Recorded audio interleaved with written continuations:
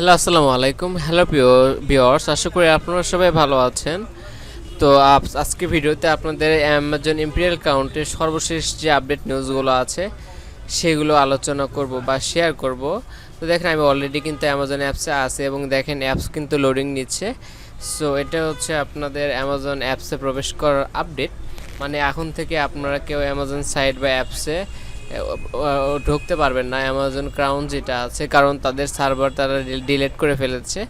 তাদের যে আমাদের যে কাজ করাটা সার্ভার ছিল সেটা তারা ডিলিট করে ফেলেছে, যার জন্যে আমরা এখন থেকে আর অ্যামাজন অ্যাপসে বা ক্রাউনে ওয়েবসাইটে ঢুকতে পারবো না। ঠিক আছে, এটা হলো আপডেট। এবং তারপরে হচ্ছে আমরা বিভিন্ন তাদের অফিসিয়াল টেলিগ্রাম গ্রুপে আমরা একটু ঘুরে আসি, সেখানে কি কি নিউজ আছে আমরা একটু দেখব। তো ফার্স্টে দেখেন, আমি 129 নম্বর গ্রুপে আছি। এখানে কোনো আপডেট নাই, কারণ গত কয়েকদিন যাবৎ সেম মেসেজ এখানে আছে। তার মানে আমরা বুঝতে পারতেছি এদের আর এটার আসার সম্ভাবনা একদমই নাই, চিরতর একদম আউট।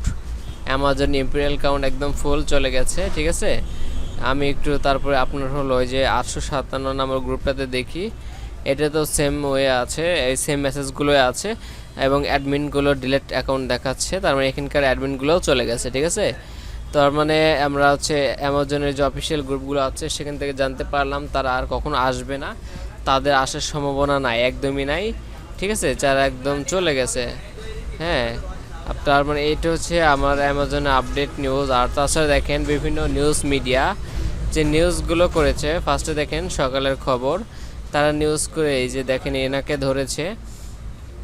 তো ওরা এখানে হেডলাইন করেছে, আমরা একটু দেখি। এই যে তোমাদের গলা চিপায় প্রায় 20 কোটি টাকা হাতে নিয়েছে প্রতারক চক্র, গ্রেপ্তার 1। তো এটাতে আমরা কি আছে একটু দেখব। এখানে কি নিউজ, পটুয়াখালী প্রতিনিধি। তো দেখো এখানে পটুয়াখালীর গলাচেপা অ্যামাজন ইম্পেরিয়াল ক্রাউন কোম্পানি খ্যাত অ্যাপসের মাধ্যমে 24 দিনে দ্বিগুণ টাকা দেওয়ার প্রলোভন দেখিয়ে হাজার হাজার ব্যক্তির কাছ থেকে প্রায় 20 কোটি টাকা হাতে নিয়েছে একটি প্রতারক চক্র।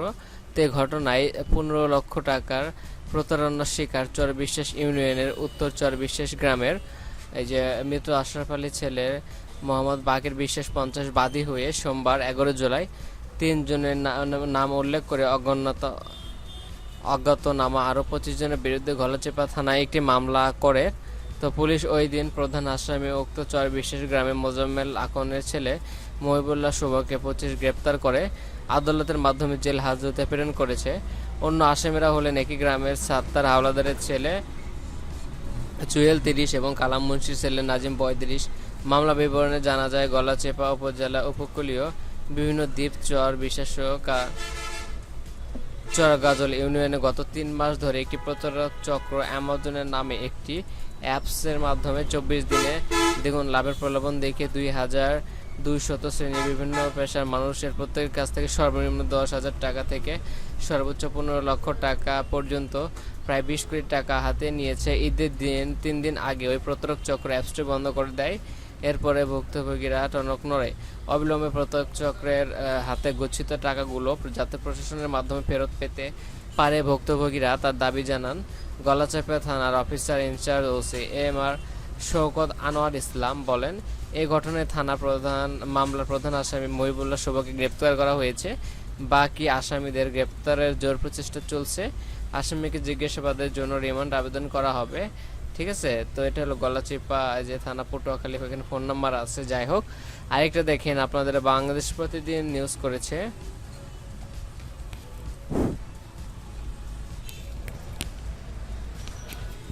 এই দেখেন বাংলাদেশ প্রতিদিন ওরা নিউজ করেছে 20 কোটি টাকা হাতে উধাও প্রতারক চক্র। তো এটাতে কি আছে আমরা একটু দেখি। তো যে Patuakhali Galachipa Amazon imperial crown company খ্যাত অ্যাপসের মাধ্যমে 24 দিনে দ্বিগুণ টাকা দেওয়ার প্রলোভন দেখিয়ে হাজার হাজার ব্যক্তির কাছ থেকে 20 কোটি টাকা হাতিয়ে নিয়েছে প্রতারক চক্র।